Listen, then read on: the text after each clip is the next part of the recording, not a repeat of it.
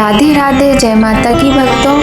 आप सभी का स्वागत करती हूँ स्पिरिचुअल ज्ञान साधना में और आप सभी से अनुरोध करती हूँ कि स्पिरिचुअल ज्ञान साधना को सब्सक्राइब कर लीजिए और बेल आइकन को प्रेस कर दीजिए ताकि आपको नई नई वीडियोस का नोटिफिकेशन मिलता है। जय माता की, राधे राधे। कैसे हैं आप सभी लोग? आशा करते हैं सभी लोग बहुत अच्छे होंगे और आप सभी का स्पिरिचुअल ज्ञान साधना में बहुत स्वागत करते हैं। बताने के लिए कमेंट में जय माता की, राधे राधे कुछ भी लिख सकते हैं और यदि आप कमेंट लिखते हैं तो बहुत अच्छा लगता है और वीडियो बनाने में और आनंद आता है। तो आज हम वीडियो में बात करने वाले हैं पापांकुशा एकादशी के विषय में। प्रतिवर्ष आश्विन मास के शुक्ल पक्ष में जो एकादशी आती है उसे पापांकुशा एकादशी कहते हैं। आज की इस वीडियो में हम एकादशी की डेट जानेंगे, शुभ संयोग बन रहे हैं बेहद उनके विषय में जानेंगे, कुछ उपाय बताएंगे और पूजा किस प्रकार से करनी चाहिए और पारण का क्या समय रहेगा और पूजा का मुहूर्त क्या है, सभी कुछ बातें करेंगे आज की वीडियो में। तो वीडियो को बिना स्किप किए ध्यान से सुनिएगा। पापांकुशा एकादशी के दिन श्री हरि विष्णु जी की विशेष पूजा की जाती है और विशेष प्रकार के उपाय भी किए जाते हैं। इस व्रत के प्रताप से धन और नौकरी में लाभ मिलता है और पापों से मुक्ति मिलती है।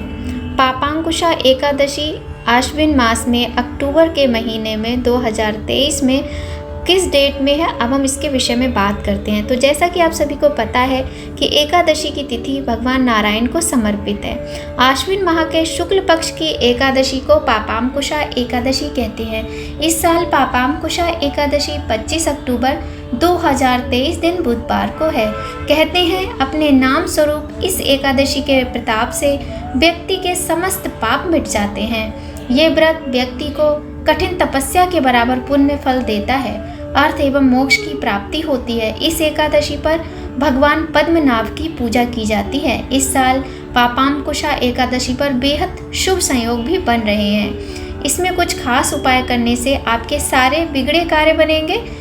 आइए जानते हैं पापांकुशा एकादशी के शुभ योग एवं मुहूर्त। आश्विन शुक्ल एकादशी 24 अक्टूबर 2023 की दोपहर में प्रारंभ हो रही है, जो कि 25 अक्टूबर 2023 दोपहर तक रहने वाली है। अब हम बात करते हैं पापांकुशा एकादशी व्रत के पारण के विषय में। तो देखिए, पापांकुशा एकादशी का व्रत 25 अक्टूबर 2023 दिन बुधवार को रखा जाएगा। अब हम बात करते हैं कि एकादशी के व्रत का पारण कब किया जाएगा और उसका समय क्या रहेगा। पापांकुशा एकादशी व्रत का पारण 26 अक्टूबर सुबह 6:28 से 8:43 तक किया जाएगा। ध्यान से सुनिएगा। पापांकुशा एकादशी व्रत का पारण 26 अक्टूबर सुबह 6:28 से सुबह 8:43 तक किया जाएगा। तो इसी बीच में आप एकादशी का व्रत का पारण कर लीजिए, क्योंकि इसके बाद त्रयोदशी तिथि लग जाएगी और त्रयोदशी तिथि में एकादशी व्रत का पारण नहीं किया जाता है। अब हम बात करते हैं एक पापांकुशा एकादशी पर जो शुभ योग बन रहे हैं उनके विषय में। पापांकुशा एकादशी पर इस साल वृद्धि योग, रवि योग और त्रिग्रही योग का संयोग बन रहा है। वृद्धि योग में बहुत शुभ माना जाता है। इस योग में किए गए काम पूजा सफल होती है, कार्य में वृद्धि होती है। त्रिग्रही योग के प्रभाव से जातक को धन और सुख की अनुभूति होती है। एकादशी का व्रत ग्रहों के असर को भी काफ़ी हद तक कम कर देता है, क्योंकि एकादशी व्रत का सीधा प्रभाव मन और शरीर दोनों पर पड़ता है। त्रिग्रही योग और रवि योग और वृद्धि योग बनने से इस दिन का महत्व और अधिक बढ़ जाता है। पापांकुशा एकादशी के उपाय भी हम आपको बता देते हैं। ध्यान से सुनिएगा। बहुत सरल और बहुत अच्छा उपाय है। और यदि आपके घर में किसी प्रकार का आपको कोई कष्ट है, आपके घर में यदि धन की कमी है, जीवन में निराशा है, डिप्रेशन है, बीमारियां तंग करती हैं, सारी चीज़ों के लिए उपाय हम आपको बता रहे हैं। ध्यान से सुनिएगा।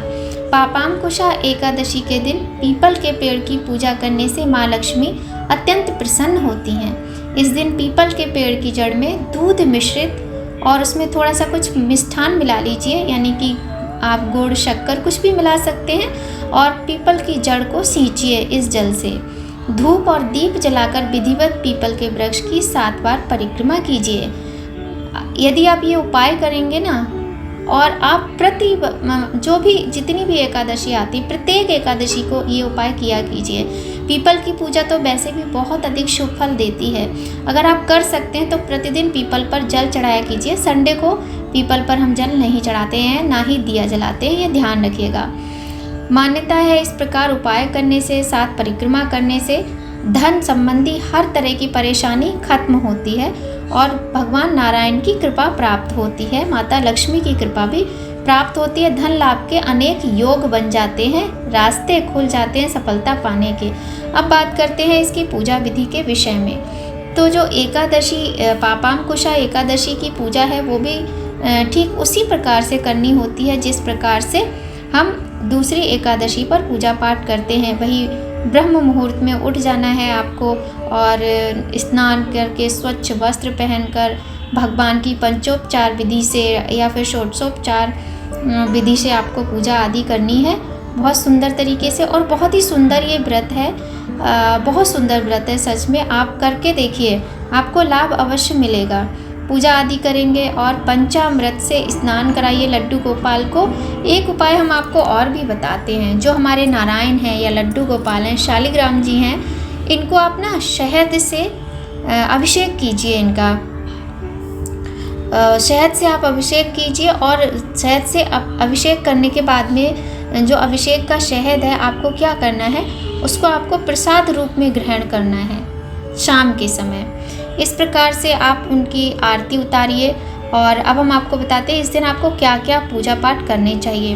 देखिए, गजेंद्र मोक्ष का पाठ करना, विष्णु सहस्त्र नाम का पाठ करना और साथ ही सुंदर कांड का पाठ करना बहुत ही शुभ माना जाता है और बहुत सुंदर फल प्राप्त होता है एकादशी के दिन यदि आप इस प्रकार से करते हैं तो। और इसके अलावा आप माला पर जाप कर सकते हैं। मानसिक जाप तो आप हर समय कर सकते हैं। ओम नमो नारायण श्री हरि ओम क्लीं कृष्णाय नमः, ओम नमो भगवते वासुदेवाय श्री कृष्णाय वासुदेवाय हरे परमात्मने प्रणता क्लेश नाशाय गोविंदाय नमो नमः। इस प्रकार से इन मंत्रों का जाप आप कर सकते हैं। बहुत ही सुंदर व्रत है, बहुत ही एकादशी का बहुत ही सुंदर ये समय है। भगवान नारायण अभी अपने योग शैया में है और थोड़ा ही समय बचा है और देव उठनी एकादशी आने वाली है। कार्तिक का मास प्रारंभ होने वाला है। कार्तिक मास स्नान का महत्व, कार्तिक मास की कथा आदि सभी विधि हम अपनी वीडियो में समय समय पर अपलोड करते रहेंगे। आप लोग प्लीज़ हमारी वीडियो को देखना मत भूलिएगा, आपको बहुत अधिक लाभ मिलेगा। आपको सारी जानकारी बहुत ही सरल रूप में प्राप्त होगी। तो चलिए अब हम आपको सुनाते हैं पापांकुशा एकादशी व्रत कथा। बोलिए गणेश भगवान की जय, लक्ष्मी नारायण भगवान की जय। प्राचीन काल में विंध्य पर्वत पर क्रोधन नामक एक क्रूर बहेलिया रहता था। क्रोधन ने अपनी पूरी जिंदगी गलत कार्य जैसे हिंसा, मद्यपान आदि में व्यतीत कर दी थी। जब उसके जीवन का अंतिम समय आया तब यमराज ने दूतों को क्रोधन को लाने को भेजा। यमदूतों ने क्रोधन को इस बात की जानकारी दे दी कि कल उसके जीवन का अंतिम दिन होगा।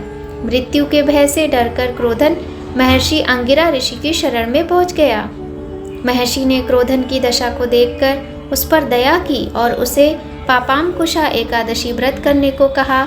इस व्रत के करने से क्रोधन को उन्होंने बताया कि किस प्रकार से मनुष्य के द्वारा किए गए जाने अनजाने में सारे पाप नष्ट हो जाते हैं और मोक्ष की प्राप्ति होती है। क्रोधन ने इसी व्रत को किया पूर्ण श्रद्धा भक्ति भाव के साथ और फिर उसने कोई भी पाप ना करने की शपथ ली। इस व्रत के करने से क्रोधन के सभी पाप नष्ट हो गए और भगवान की कृपा से उसे मोक्ष की प्राप्ति हुई। इस प्रकार से ये छोटी सी एक कथा थी। तो बोलिए लक्ष्मी नारायण भगवान की जय। अब हम बात करते हैं कि एकादशी पर हमें क्या करना चाहिए और क्या नहीं करना चाहिए। कुछ नियम हैं जिनके विषय में हम बात करते हैं। पापांकुशा एकादशी तिथि का व्रत यदि आप रख रहे हैं या परिवार का कोई भी व्यक्ति रख रहा है तो दशमी तिथि से ही चावल और तामसिक भोजन का त्याग कर देना चाहिए। दशमी पर 7 तरह के अनाज, इनमें उड़द, मूंग, चना, जौ, चावल, मसूर की दाल आदि नहीं खानी चाहिए क्योंकि इन 7 अनाजों की पूजा एकादशी के दिन की जाती है। पापांकुशा एकादशी पर ईश्वर का भजन और स्मरण रखने का विधान है। व्रत करने वालों को क्रोध, अहंकार, झूठ, फरेब और किसी की निंदा, चोरी इत्यादि नहीं करनी चाहिए। साथ ही इस दिन सोना, तिल, गाय, अन्न, जल आदि चीज़ों का दान करना बहुत शुभ माना जाता है। इसके अतिरिक्त आपको पृथ्वी पर शयन करना चाहिए एक दिन पहले से ही, और ब्रह्मचर्य का पालन करना अनिवार्य है। इस प्रकार से आप कुछ नियमों का पालन करके, इस व्रत को करके मोक्ष प्राप्त कर सकते हैं, लक्ष्मी की प्राप्ति कर सकते हैं और अपने सभी पापों से, कष्टों से मुक्ति पा सकते हैं। पूर्ण श्रद्धा और भक्ति के साथ व्रत करना, नियमों का पालन करना यदि मनुष्य करे तो एकादशी का व्रत ऐसा है कि उसको समस्त पापों से मुक्ति मिलती है और हर तरीके से सुख सुविधाओं की प्राप्ति होती है। किंतु आपको व्रत पूर्ण श्रद्धा भक्ति भाव के साथ, नियमों के साथ करना चाहिए। आशा करते हैं हमारी आज की वीडियो आपके लिए बहुत ही हेल्पफुल होगी। अगर वीडियो पसंद आए तो लाइक अवश्य कीजिएगा। मिलते हैं आपसे ऐसी एक बहुत आवश्यक जानकारी में दूसरी वीडियो में। जय माता की, राधे राधे।